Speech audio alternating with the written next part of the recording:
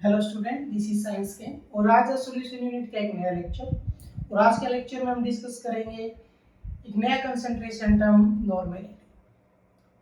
तो जैसा कि मैंने आपको लास्ट वीडियो में बताया था कि जितने भी हम कंसंट्रेशन टर्म पढ़ेंगे उसमें कुछ चीज़ें चेंज होंगी। चेंज क्या होगा कि सोल्यूट के अमाउंट को हम अलग अलग तरीके से लेंगे। हमने ग्राम में ले लिया, हमने मोल्स में ले लिया। अब जो नॉर्मेलिटी हम डिस्कस करेंगे उसमें सोल्यूट का अमाउंट है वो एक नए तरीके से लिया जाएगा। तो देखते हैं। तो कंसंट्रेशन नंबर 4 आज हम डिस्कस करेंगे और क्या रहने वाला है, नॉर्मेलिटी। और नॉर्मेलिटी को लिखते हैं कैपिटल एन से। ठीक है, तो नॉर्मेलिटी हम डिस्कस करेंगे। अब इसमें जो सोल्यूट का अमाउंट है वो लिया जाएगा ग्राम इक्विवेलेंट में। किसमें लिया जाएगा? ग्राम इक्विवेलेंट में। तो पहले देखते हैं कि हम इसको कैसे डिफाइन करेंगे। तो ये क्या होगा, नॉर्मेलिटी क्या होगा? नॉर्मेलिटी होगा amount of solute in gram equivalent present or dissolved in 1 liter of solution। यानी कि सॉल्यूशन हम हमेशा लीटर में लेके चलेंगे, चीज सेम है अभी तक, लेकिन सोल्यूट का अमाउंट किस में आ जाएगा? ग्राम इक्विवेलेंट में आ जाएगा। अब ग्राम इक्विवेलेंट यानी कि अगर फॉर्मूला हमें लिखना पड़े तो हम क्या लिखेंगे कि नॉर्मेलिटी इक्वल टू क्या लिखा जाएगा? ये लिखा जाएगा number of gram equivalent of solute divide by volume of solution. Volume of solution किसमें? लीटर में। ठीक है, अब हमारे सामने मेन पॉइंट क्या है कि ये तो चलो हम ले लेंगे वॉल्यूम ऑफ सॉल्यूशन, लेकिन हमें क्या डिस्कस करना है? ग्राम इक्विवेलेंट डिस्कस करना है कि ग्राम इक्विवेलेंट हम कैसे डालें। ठीक है, तो क्या आ जाएगा? अब देखो, ये हमारा हो गया मेन फॉर्मूला। अब हम ये सीखेंगे सबसे पहले कि ग्राम इक्विवेलेंट कैसे निकालते हैं। पहले इसका यूनिट देख लेते हैं। अगर हमें नॉर्मेलिटी का यूनिट लिखना पड़े तो यूनिट क्या हो जाएगा? यूनिट हो जाएगा ग्राम इक्विवेलेंट पर लीटर। ये नॉर्मेलिटी का यूनिट हो जाएगा। अब आगे देखते हैं कि हम ग्राम इक्विवेलेंट निकालना सीखते हैं। ठीक है, क्या सीखेंगे सबसे पहले कि ग्राम इक्विवेलेंट कैसे निकालते हैं। तो ग्राम इक्विवेलेंट का फॉर्मूला होता है गिवन मॉलिक्यूलर मास, यानी कि जिसको हम डायरेक्ट बोलते हैं गिवन मास, और डिवाइड बाय आ जाएगा इक्विवेलेंट मास। अब देखो इसमें फिर एक नई चीज आ गई, इक्विवेलेंट मास। अब इसको आगे बढ़ाओ कि अगर हमें इक्विवेलेंट मास निकालना पड़े तो क्या आ जाएगा? इक्विवेलेंट मास आ जाएगा मॉलिक्यूलर मास। क्या आ जाएगा? मॉलिक्यूलर मास और डिवाइड बाय। अब देखो डिवाइड का फैक्टर वो अलग कई तरीके से लिखा जा सकता है। कि जब हम नॉर्मेलिटी निकालते हैं या तो वो एसिडिक सॉल्यूशन का निकलेगा, या वो बेसिक सॉल्यूशन का निकलेगा, या वो सॉल्ट सॉल्यूशन का निकलेगा। यानी जो भी हमारे पास सॉल्यूशन होगा उसका कोई ना कोई नेचर होगा, या तो एसिड से बना होगा, या वो बेस से बना होगा, या वो एसिड बेस दोनों यानी कि एक सॉल्ट का सॉल्यूशन होगा। तो वो कई तरीके से आएगा हमारे सामने। ठीक है, तो यहाँ पे मैं अलग अलग तरीके, जैसे मैं ये लिख देता हूँ कि डिवाइड बाय आ जाएगा एसिडिटी, या डिवाइड बाय आ जाएगा बेसिसिटी, या डिवाइड बाय आ जाएगा चार्ज। देखो तीन चीजें।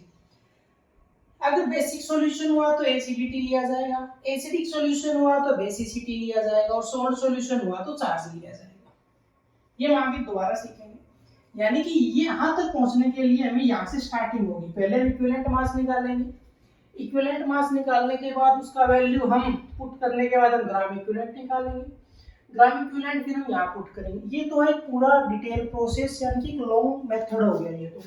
अब अगर हम इसको सॉर्ट करें तो ये सॉर्ट कैसे हो सकता है, जरा देखते हैं। देखो ये सॉर्ट हो जाएगा, लेकिन जो अब हम यूज करेंगे तो हमें ये देखना होगा कि हमारे सामने जो स्टेटमेंट है उसमें हमें क्या क्या दिया गया है, हमें क्या क्या दिया गया है। तो देखो ये मेन फॉर्मूला था gram equivalent divide by volume. ठीक है, तो मैं इसको दोबारा लिख दूंगा ऊपर। हम देखते हैं, इसको चेंज करके देखते हैं। तो मेन फॉर्मूला हमारा क्या था कि normality equal to, main formula में हमारे पास क्या था? ग्राम इक्विवेलेंट और डिवाइड बाय वॉल्यूम, ये दो चीजें थी। अब मैं ग्राम इक्विवेलेंट का वैल्यू पुट कर रहा हूँ, तो देखना। अब मैं 1 बाय वॉल्यूम, इसको मैं पहले लिख देता हूँ। तो 1 बाय वॉल्यूम जो कि लीटर में है। अब मल्टीप्लाई, इसको हमने अलग ले लिया। अब हम ग्राम इक्विवेलेंट पुट करेंगे, तो ग्राम इक्विवेलेंट क्या आ जाएगा, given mass divide by equivalent mass. तो मल्टीप्लाई में मैंने क्या लिखा, गिवन मोलिकुलर मास और डिवाइड बाय इक्विवेलेंट मास, ये मैंने पुट कर दिया। अब इक्विवेलेंट मास को सोल्व करने का फॉर्मूला अलग है, तब मैं इक्विवेलेंट मास पुट करूंगा, ये फॉर्मूला रहा, लेकिन ध्यान रहे ये डिवाइड में, ये मल्टीप्लाई में था, इक्विवेलेंट मास ऑलरेडी किसमें, डिवाइड में, तो फॉर्मूला क्या हो जाएगा, चेंज हो जाएगा, फॉर्मूला चेंज हो जाएगा। ठीक है, तो अब मैं इसको हटा रहा हूं। अब मैं जब इसका फॉर्मूला पुट करूंगा तो इसका फॉर्मूले में मेरे पास क्या आएगा, molecular mass divide bye acidity, basicity और चार्ज। ठीक है, तो अब ये जो डिवाइड में था ये फैक्टर किसमें चला जाएगा, मल्टीप्लाई में, तो मेरे पास क्या आ जाएगा, एसिडिटी या बेसिसिटी, आप चार्ज भी लिख सकते हो। ठीक है, तो ये हो गया। अब इसको जरा ध्यान से देखो कि गिवन मास बाय मोलिकुलर मास, ठीक है, ये किसका फॉर्मूला होता है, ये होता है मोल्स का। इसको ध्यान से देख रहे हैं ना, ग्राम 1 बाय वॉल्यूम को अलग निकाल लिया, ग्राम इक्विवेलेंट पुट किया, तो given mass equivalent mass divide में था, तो इक्विवेलेंट मास का जब फॉर्मूला लिखेंगे तो वो क्या हो जाएगा, रिवर्स हो जाएगा, तो चेंज हो गया। अब जो हमारे पास आया गिवन मास बाय मोलिकुलर मास, ये क्या बन गया, ये चीज बन गई मोल, ये क्या बन गया, मोल। तो इसका सेकंड स्टेप में क्या लिखूंगा, मेरे पास क्या आ गया, 1 बाय वॉल्यूम है मेरे पास, और मेरे पास ऊपर क्या आ गया, मेरे पास आ गया मोल, और मल्टीप्लाई में मेरे पास क्या पड़ा है, मल्टीप्लाई में मेरे पास पड़ा है एसिडिटी, बेसिसिटी और चार्ज, ये पड़े हुए मेरे पास। ठीक है, अब इसको फिर आगे बढ़ाते हैं। अब हमें इनका रिलेटेड रही है। ठीक है, अब जरा आप ध्यान से देखिए कि हमारे पास फॉर्मूले में अब नया क्या मिला, अब हमारे ऊपर मोल है, नीचे वॉल्यूम है, और मोल बाय वॉल्यूम क्या होता है, मोल बाय वॉल्यूम होता है मोलैरिटी। अब नॉर्मेलिटी को हमने किसके साथ लिंक कर दिया, मोलैरिटी के साथ, यानी कि नॉर्मेलिटी इक्वल टू ये जो पूरा फैक्टर है इतना, ये फैक्टर किसमें चेंज हो गया, मोलैरिटी में। हमारे पास क्या आ गया, मोलैरिटी। ठीक है, तो हमारे पास normality equal to molarity multiply क्या क्या बच गया, एसिडिटी, बेसिसिटी, और हमारे पास क्या बच गया, चार्ज बच गया। अब मैं इनको तीनों को अलग अलग लिख रहा।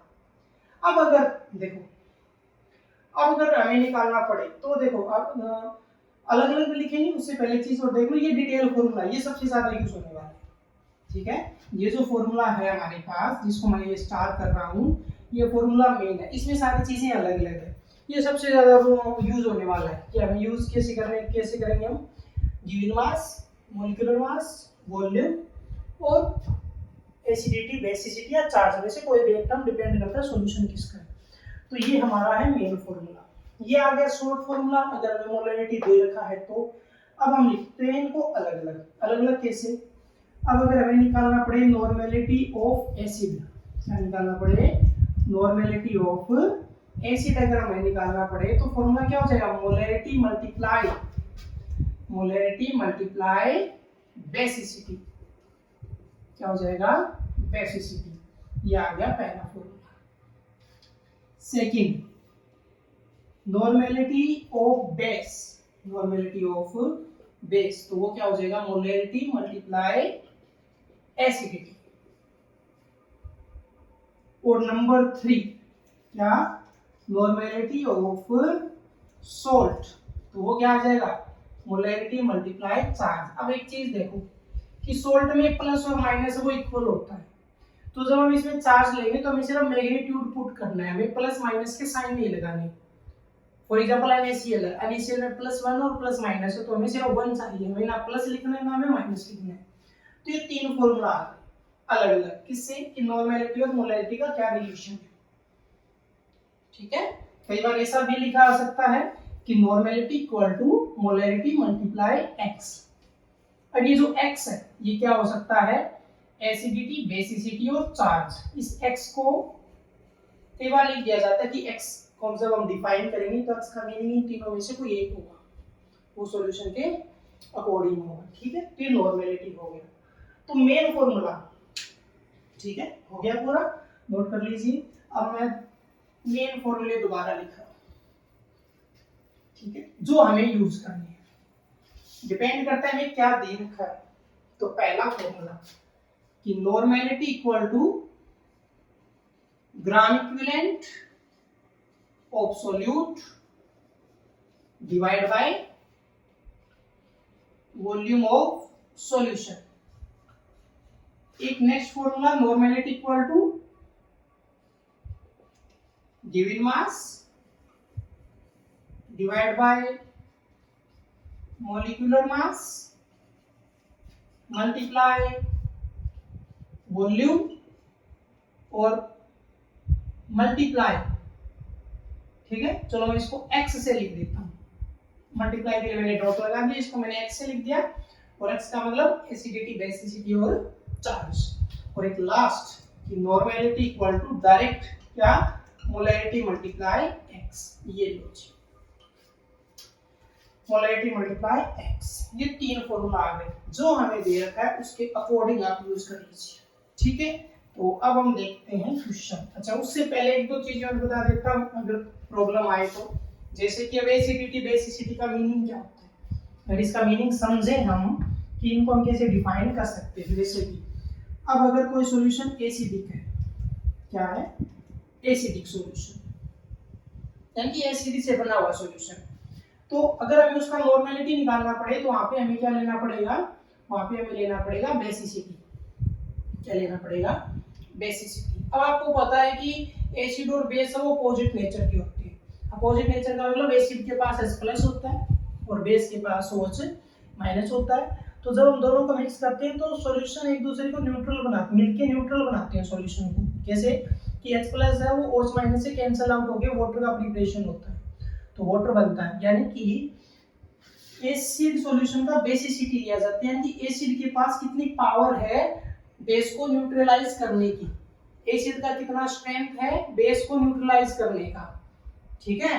यानी कि बेसिसिटी का मतलब क्या हो गया कि एसिड सॉल्यूशन का पावर, और एसिड का पावर किसकी फॉर्म में होता है, H+ की फॉर्म में।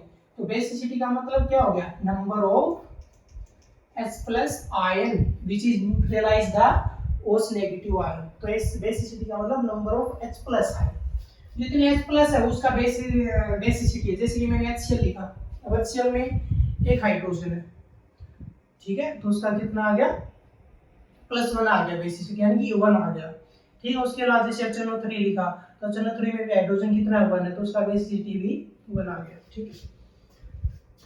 उसके बाद अगर कोई बेसिक सॉल्यूशन है, बेसिक सॉल्यूशन और उसका हमें नॉर्मेलिटी निकालना पड़े तो क्या लिया जाएगा, एसिडिटी लिया जाएगा। अब सेम वही कि बेसिक सॉल्यूशन का कितना पावर है एसिड को न्यूट्रलाइज करने का, पावर किसकी फॉर्म में होगा, OH- की फॉर्म में होगा। तो ये क्या हो जाएगा, नंबर ऑफ OH- आयन क्या कहलाएगा, एसिडिटी कहलाएगा। जितने OH- आयन है वो सॉल्यूशन का क्या है, एसिडिटी। और अगर कोई सॉल्यूशन बिल्कुल न्यूट्रल है, यानी कि अगर कोई सोल्ट सॉल्यूशन है, तो सोल्ट सॉल्यूशन में क्या लिया जाएगा, चार्ज लिया जाएगा। क्या लिया जाएगा, चार्ज। और चार्ज आपको पता है या तो प्लस या माइनस, और वही बात कि आपको मैग्नीट्यूड यूज करना, आपको वैल्यू यूज करना है, आपको ना प्लस साइन लिखना ना आपको माइनस साइन लिखना। फॉर एग्जांपल NaCl हो गया, ठीक है, तो वहां पे हमें 1 का यूज करना पड़ेगा, ना कि हमें +1 या -1 का, ठीक है। तो इन तीनों के मीनिंग हो गए, नोट कीजिए, ठीक है, इन तीनों के मीनिंग है, ओके। अब इसके बाद हम देखते हैं इनका एक न्यूमेरिकल, जिसको हम अलग अलग मेथड से करेंगे।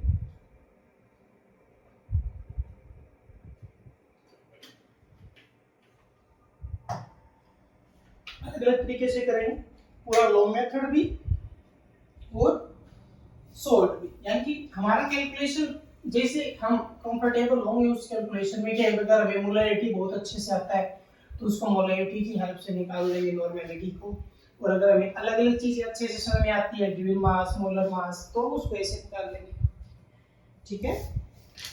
तो क्वेश्चन है, एनसीईआरटी क्वेश्चन है, 5.8 gram magnesium hydroxide, 5.8 gram magnesium hydroxide in 250 ml solution, in 250 ml in 250 ml solution, find normality.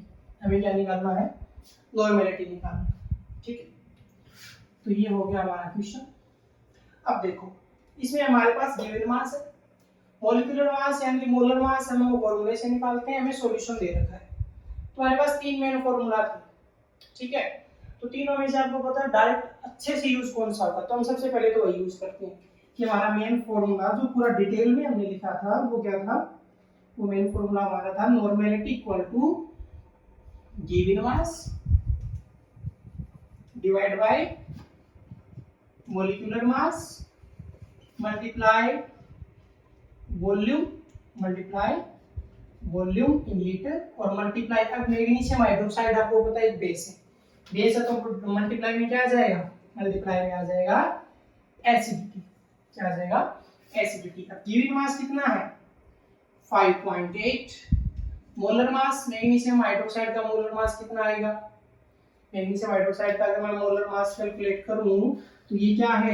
MgOH twice. तो मैग्नीशियम कितना होता है? 24 हो गया, प्लस में अंदर वाला कितना हो गया? 16 और 17 में मल्टीप्लाई 2 तो कितना हो गया? ये 34। ओवरऑल कितना आ गया? 58। तो कितना आ गया? 58 आ गया। मल्टीप्लाई में वॉल्यूम, तो 1 बाय वॉल्यूम, तो वॉल्यूम कितना है? 250। लेना किस में होता है? लीटर में। ये ml में है तो हम लीटर में चेंज करेंगे, तो डिवाइड बाय 1000 जो रिवर्स होके मल्टीप्लाई में चला जाएगा। और मल्टीप्लाई एसिडिटी, एसिडिटी क्या हुआ? Number of OH negative ion.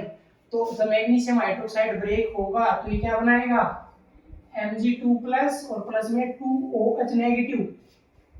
तो इसका बेसिस एसिडिटी कितना हो गया? 2 हो गया। अब इसको कैंसिल सॉल्व करो, ठीक है। इसको जब सॉल्व करते हैं तो देखो यहाँ पे पॉइंट है, डेसिमल, इसको मैंने हटाया, हटाते डिवाइड बाय क्या आ गया? 10 आ गया। तो ये 1 और 2, 2 0 से ये 2 0 हो गया, 58 से 58 कैंसिल हो गया। इसको फिर सॉल्व कर लो, ये 2 5 जा और 5 5 जा, ये हो गया, ठीक है। ओवरऑल कितना आ गया? 4/5 को सॉल्व करेंगे तो कितना आ गया? 0.8। और यूनिट क्या होता है? ग्राम इक्विवेलेंट पर लीटर। ओके। अब देखो इसमें हमारे पास हर चीज अलग अलग थी तो हमने इस फॉर्मूले का यूज कर लिया। एक तो इससे निकाल सकते हैं, और अगर हमें पूरा डिटेल से निकालना पड़ेगा हमारा, तो ये तो आप ये मान सकते हो कि फर्स्ट मेथड हो गया। सेकंड मेथड में हमारे पास फॉर्मूला क्या था? Normality equal to gram equivalent और डिवाइड बाय वॉल्यूम। तो वॉल्यूम तो दे रखा है, चलो 250। अब ग्राम इक्विवेलेंट निकालो। ग्राम इक्विवेलेंट के लिए हमें क्या निकालना पड़ेगा? पहले इक्विवेलेंट निकालना पड़ेगा। तो नंबर 1 पे मैं क्या निकालता हूँ? Equivalent mass. इक्विवेलेंट मास का फॉर्मूला क्या होता है? इक्विवेलेंट मास होता है मॉलिक्यूलर मास। तो मॉलिक्यूलर मास कितना है? कैलकुलेट किया 58 डिवाइड बाय बेस है तो एसिडिटी, एसिडिटी कितना आ गया? 2। तो इक्विवेलेंट मास निकल गया। अब क्या निकालोगे? अब निकालोगे ग्राम इक्विवेलेंट। ग्राम इक्विवेलेंट का फॉर्मूला क्या होता है? Given mass. गिवन मास कितना है? 5.8 डिवाइड बाय इक्विवेलेंट मास कितना आ गया? 58 डिवाइड बाय 2। इसको सॉल्व कर लो, 2 ऊपर चला जाएगा, डेसिमल हटाएंगे नीचे 10 आ जाएगा। तो 58 से 58 कैंसिल, तो कितना आ गया? 2/10 आ गया। दोनों टर्म्स आ गई। अब यहाँ पे पुट कर दो, तो ग्राम इक्विवेलेंट कितना आ गया? 2/10 डिवाइड बाय ये कितना है? 250 ml। लीटर में चेंज करोगे डिवाइड बाय 1000, रिवर्स कर दो चीजें, कितना हो जाएगा? 2/10 हो जाएगा। मल्टीप्लाई 1000 डिवाइड बाय कितना हो जाएगा? 250 हो जाएगा। देखो ये चीज वापस यही पहुंच गई। इसको जब आप सोल्व करोगे तो वापस कितना आएगा? 0.8 ग्राम इक्विवेलेंट पर लीटर आएगा। ओके, ये सेकंड मेथड से हो गया। इसे आप मोलैरिटी से निकाल सकते हो। मोलैरिटी से निकालोगे तो पहले क्या निकालना पड़ेगा? मोल निकालना पड़ेगा। तो मोल निकालने के लिए गिवन मास, मोलिकुलर मास, तो जिसमें कंफर्टेबल है, जहां पे हमारी कैलकुलेशन इजी बैठती है, जो हमें दिया गया है उसके अकॉर्डिंग हम इन तीनों में से कोई भी फॉर्मूला यूज कर सकते हैं। ठीक है, ओके जी। तो ये न्यूमेरिकल जो हमने अलग अलग तरीके से कर लिया, ठीक है। यानी कि आप ये समझ सकते हो अगर आपने मोलैरिटी को अच्छे से डिटेल में किया है तो इनमें कोई ज्यादा दिक्कत नहीं आएगी। ठीक है, अब एक इसमें नई चीज और देखते हैं। हम क्या देखते हैं? हम इसमें देख लेते हैं, जैसे मोलैरिटी में क्या आएगा? हमारे पास मोलर सॉल्यूशन आएगा। तो नॉर्मेलिटी में हमारे पास क्या आएगा? नॉर्मल सॉल्यूशन आएगा। क्या आएगा हमारे पास? Normal solution. जैसे मोलर सॉल्यूशन क्या बताता था? Molarity of solution. Normal solution क्या बताएगा, नॉर्मेलिटी ऑफ सॉल्यूशन। तो नॉर्मल सॉल्यूशन क्या डिफाइन करता है, ये डिफाइन करेगा नॉर्मेलिटी ऑफ सॉल्यूशन, सॉल्यूशन की नॉर्मेलिटी को डिफाइन करेगा, ठीक है। और वही सेम टेबल बनाएंगे, जैसे कि हमारे पास पहले यहाँ पे क्या आ जाएगा, टाइप आ जाएगा, फिर हमारे पास क्या आ जाएगा, नॉर्मेलिटी, फिर हमारे पास क्या आ जाएगा, रिप्रेजेंटेशन, वही 3 कॉलम आ जाएंगे हमारे पास, ठीक है। तो पहला तो हम बिल्कुल बेसिक लेते हैं, यानी नॉर्मल सॉल्यूशन, तो नॉर्मेलिटी 1 आ जाएगा, तो क्या लिखा जाएगा, 1n लिखा जाएगा। उसके बाद क्या आ जाएगा, बाय नॉर्मल आ जाएगा, ठीक है। तो बाय नॉर्मल के अंदर क्या हो जाएगा, बाय नॉर्मल के अंदर क्या हो जाएगा, नॉर्मेलिटी इज इक्वल टू 2 हो जाएगा। इसको रिप्रेजेंट क्या करेंगे, 2n। और मैंने जैसे कहा था, इनका सबसे ज्यादा यूज जो है वो एक्सपेरिमेंट्स में होता है, एक्सपेरिमेंट का जो हमें प्रोसीजर रिक्वायरमेंट वगैरह दिया होता है सेमी सेम। उसके बाद क्या आता है, सेमी नॉर्मल, क्या आता है, सेमी नॉर्मल, जिसमें n का वैल्यू क्या हो जाता है, 1/2, तो रिप्रेजेंट कैसे किया जाता है, n/2। उसके बाद क्या आता है, डेसी नॉर्मल। जब डेसी नॉर्मल आ जाएगा तो n का वैल्यू कितना हो जाएगा, 1/10 हो जाएगा। इसको क्या लिखा जाएगा, n/10 लिखा जाएगा। और उसके बाद एक क्या आ जाएगा, सेंटी नॉर्मल आ जाएगा। और सेंटी नॉर्मल आने के बाद n का वैल्यू कितना हो जाएगा, 1/100 हो जाएगा। तो इसको क्या लिया जाएगा, 1/100। तो ये क्या आ गया, नॉर्मल सॉल्यूशन आ गया, ठीक है। एक्सपेरिमेंट्स में सबसे ज्यादा यूज होने वाली चीजें, ओके, ठीक है। अब हम एक नया टर्म और उठा लेते हैं, नया कंसंट्रेशन टर्म नंबर 5, वो क्या रहेगा, मोलैलिटी। टर्म नंबर 5 क्या लिखेंगे, मोलैलिटी, ठीक है। मोलैलिटी को स्मॉल m से लिखा जाता है, इस बात का ध्यान भाई। Molality capital M, normality capital N और मोलैलिटी स्मॉल m। अब इसमें एक नया चीज बदलेगा, इसमें सॉल्यूट चेंज नहीं होगा, इसमें सॉल्यूशन चेंज होगा। सॉल्यूशन नहीं, इसमें सॉल्यूशन की जगह सॉल्वेंट लिया जाएगा। कैसे डिफाइन करेंगे, ये क्या हो जाएगा, ये हो जाएगा number of moles of solute dissolve या present in 1 kg of solvent. ध्यान रहे किलोग्राम में लिया जाएगा और सॉल्वेंट का लिया जाएगा, ना कि ओवरऑल सॉल्यूशन का लिया जाएगा। किसका लिया जाएगा, सॉल्वेंट का लिया जाएगा। यानी कि अगर इसका फॉर्मूला लिखा जाए तो स्मॉल m यानी कि मोलैलिटी इक्वल टू क्या हो जाएगा, moles of solute divide by mass of solvent. अब की बार क्या आ जाएगा, मास, और किस में लिया जाएगा, केजी में। तो अगर मैं इसकी यूनिट लिखूं तो मेरे पास यूनिट क्या आ जाएगी, मोल पर केजी। मोलैलिटी का यूनिट है वो क्या आ जाएगा, मोल पर केजी आ जाएगा मोलैलिटी का यूनिट, ओके। तो आगे इसका यूनिट, हाँ जी। अब जैसे कि एक फॉर्मूला, अगर एक स्टेटमेंट अगर मैं आपको दूं, जैसे क्वेश्चन करते हैं इसका, आपको थोड़ा बेहतर समझ में आए। तो क्वेश्चन है हमारे पास,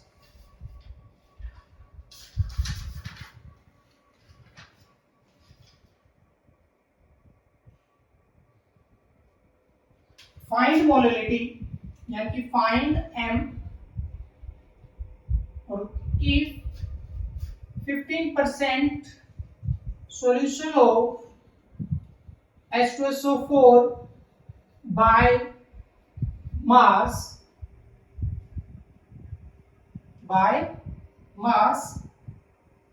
and density there का 1.020 ग्राम पर ml, ठीक है जी। मोलैलिटी निकालना है, 15% सॉल्यूशन दे रखा है, H2SO4 को दे रखा है, बाय मास के अकॉर्डिंग दे रखा है, और साथ में हमारे पास क्या है, डेंसिटी। और आपको याद होगा ऐसा क्वेश्चन हमने किया है, ठीक है, ओके जी। तो सॉल्व करते हैं। हमारे पास क्या रिक्वायरमेंट है, मोल्स का रिक्वायरमेंट है पहले, लेकिन जो हमें दिया गया है क्या, 15% सॉल्यूशन H2SO4 बाय मास, इसका मीनिंग हम अच्छे से समझ चुके हैं। इसका मीनिंग क्या है? इसका मीनिंग है 15 ग्राम H2SO4 और क्या है बाय मास, इसका मतलब दोनों ही मास में आएंगे।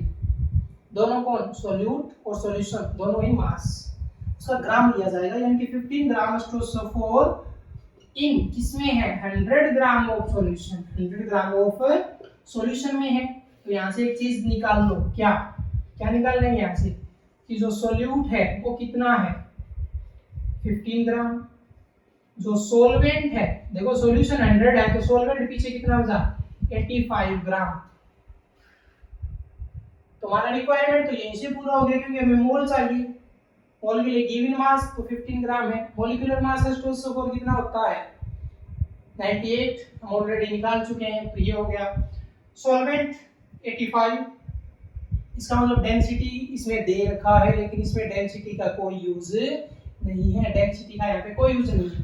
हमारा रिक्वायरमेंट यहीं से पूरा हो गया। कैसे? जैसे अगर मैं पहले मुझे मोल चाहिए तो मोल गिवन मास H2SO4 का सॉल्यूशन है तो मेरे पास गिवन मास कितना है? 15। मोलिकुलर मास कितना आ जाएगा H2SO4 का? 98। उसके बाद मुझे क्या चाहिए? सॉल्वेंट चाहिए केजी में, तो सॉल्वेंट मुझे कितना दे रखा है? 85 ग्राम। यानी कि ये जो सेंटेंस है ना हमारा मेन यही है, तो 85 ग्राम दे रखा है लेकिन हमें किलोग्राम में चाहिए। तो सॉल्वेंट का मास कितना आ जाएगा?